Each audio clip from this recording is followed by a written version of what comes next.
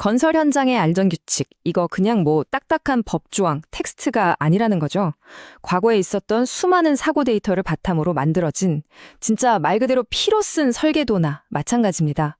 오늘 이 설계도의 핵심을 한번 제대로 파헤쳐 보겠습니다.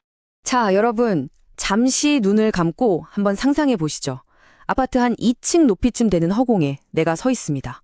발 아래에는 아무런 그물망도 없고요. 내가 디딜 곳이라곤 폭이 20cm 남짓한 좁디 좁은 철제빔 하나가 전부입니다. 어떠세요? 생각만 해도 발바닥이 간질간질 아찔하지 않으신가요? 이런 아찔한 순간에 작업자를 지켜주는 거요? 무슨 뛰어난 균형 감각? 아니면 운? 천만에요. 바로 여기 보이는 것처럼 모든 건 아주 철저하게 계산되고 법으로 딱 정해진 숫자랑 규칙에 달려있는 겁니다. 그래서 오늘 저희는요, 이 도면을 따라가듯이 가장 기초가 되는 땅, 지반부터 시작해서요, 작업자들이 실제로 활동하는 가장 높은 곳까지 이 안전규칙의 뼈대를 하나하나 샅샅이 뜯어볼 겁니다. 그럼 가장 밑바닥, 모든 것의 시작점부터 파헤쳐보죠. 건물이 딛고 서 있는 바로 그 땅과 기반이 처음부터 안전하도록 보장하는 규칙들, 바로 산업안전보건 기준에 관한 규칙, 줄여서 기준규칙 제52조와 53조가 바로 그 주인공입니다. 자, 먼저 52조부터 볼게요. 이게 뭐냐면 구축물 또는 이와 유사한 시설물의 안전성 평가에 대한 건데요. 쉽게 말해서 건물이 큰 충격을 받아서 내상이나 외상을 입었을 때 즉시 이거 위험하다 하고 비상등을 켜서 안전성 평가를 하도록 강제하는 그런 응급 대응 시스템이라고 보시면 돼요. 여기 나와 있는 7가지 조건을 가만히 뜯어보면요. 이게 딱 두 종류로 나뉘어요. 왼쪽은 지진이나 동해, 부동치마처럼 자연이 주는 외부 충격이고요. 오른쪽은 주변에서 땅을 파거나 설계를 바꾸는 것처럼 그러니까 사람이 만들어내는 문제들인 거죠. 이렇게 문제가 터진 다음에 대응하는 52조랑은 좀 다르게 2024년에 새로 생긴 53조, 구축물 등의 위험 방지를 위한 계칙은 사전 예방의 성격이 훨씬 강해요. 이게 비유하자면 건물에다가 스마트워치를 딱 채워두는 거예요. 그래서 눈에 보이지 않는 미세한 기울어짐이나 철골이 받는 스트레스 같은 걸 실시간으로 체크해서 뭔가 붕괴 조짐이 보인다? 그럼 미리 알려주는 거죠. 물론 그렇다고 모든 건물에 이 스마트워치를 다 채우는 건 아니고요. 법은 딱 3가지 경우를 명시합니다. 첫째, 안전계획심사에서 이거 설치하세요라고 지시를 받았거나, 둘째, 흙더미나 구조물 자체가 무너질 위험이 아주 높다고 판단될 때, 그리고 셋째, 애초에 설계도 자체에 계측기 설치라고 딱 명시된 경우 이 셋 중 하나라도 해당되면 무조건 예외 없이 설치해야 합니다. 자, 이제 땅을 떠나서 작업자들이 직접 딛고 서는 공간, 공중에 떠있는 작업발판으로 올라가 보겠습니다. 기준규칙 제56조가 정해놓은 아주 엄격한 숫자들, 여기선 정말 숫자 하나하나가 작업자의 생명을 좌우합니다. 기준규칙 제56조는 높이가 2m 이상인 작업 장소에 적용됩니다. 왜 하필 2m일까요?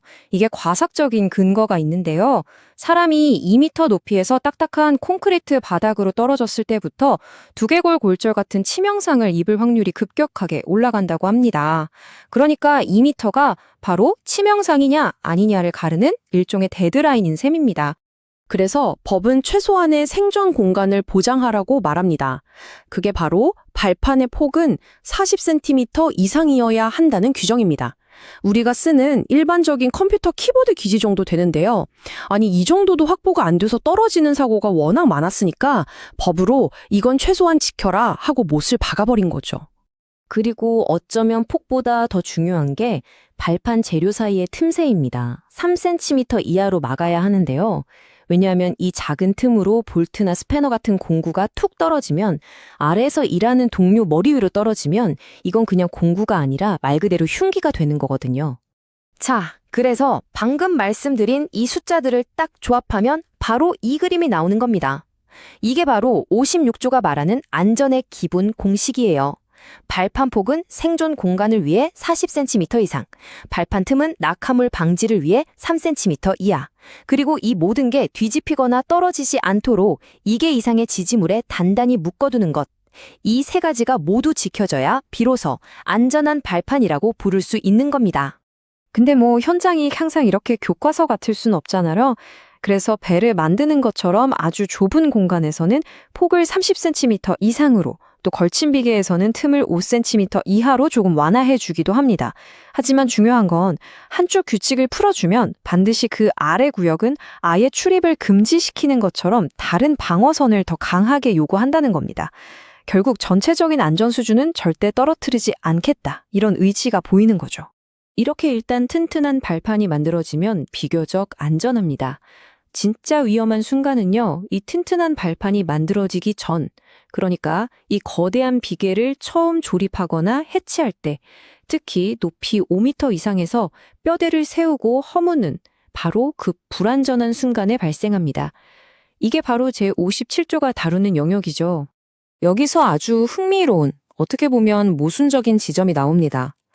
기준규칙 제57조를 보면 평상시에는 40cm 이상이어야 한다던 발판 폭이 조립하거나 해체할 때는 20cm 이상으로 확 줄어듭니다. 아니 잠깐만요. 상식적으로 제일 위험한데 왜 발판 폭을 오히려 절반으로 줄이는 걸 허용할까요? 이거 뭔가 이상하지 않으세요? 답은 의외로 간단합니다. 지금 비계를 한층 더 쌓아 올리고 있다는 건 아직 그 층에 40cm짜리 정식 발판을 깔아놓을 뼈대 자체가 없다는 뜻이거든요. 그러니까 허공에 파이프를 연결하려면 어딘가는 밟고 서야 하잖아요.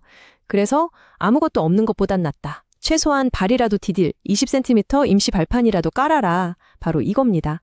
그러니까 여기서 우리가 진짜 주목해야 할 건 20cm라는 숫자가 아니에요. 바로 그 뒤에 따라오는 절대적인 원칙, 근로자에게 안전대를 사용하도록 하는 등 추락을 방지하기 위한 조치를 할 것. 바로 이 문장입니다. 발판 폭이 좁아진 만큼 반드시 생명줄을 걸어야만 합법이라는 거죠. 사람의 균형 감각 같은 건 절대 믿을 수 없으니까 기계적인 장치로 안전을 확보하라는 겁니다. 이렇게 불안정한 조립 과정을 통제하는 게 57조 역할이었다면 그 이후의 상태를 관리하는 게 바로 제58조 역할입니다. 비바람 같은 외부 충격을 겪고 난 뒤에 구조물이 여전히 안전한지 확인하는, 말 그대로 튼튼하게 지어놓은 구조물이 계속 안전한지 그 상태를 관리하는 최후의 방어선이라고 할 수 있겠습니다. 특히 태풍이나 큰 비바람이 지나가고 나면 무조건 이 6가지를 점검해야 해요. 거센 비바람이 연갈부를 흔들어서 나사가 풀리진 않았는지, 많은 비 때문에 땅이 약해져서 기둥이 혹시 가라앉진 않았는지, 발판 자체가 부서지거나 한 곳은 없는지, 이런 것들을 꼼꼼하게 다 점검하고 이상이 없다고 확인되어야만 작업을 다시 시작할 수 있습니다.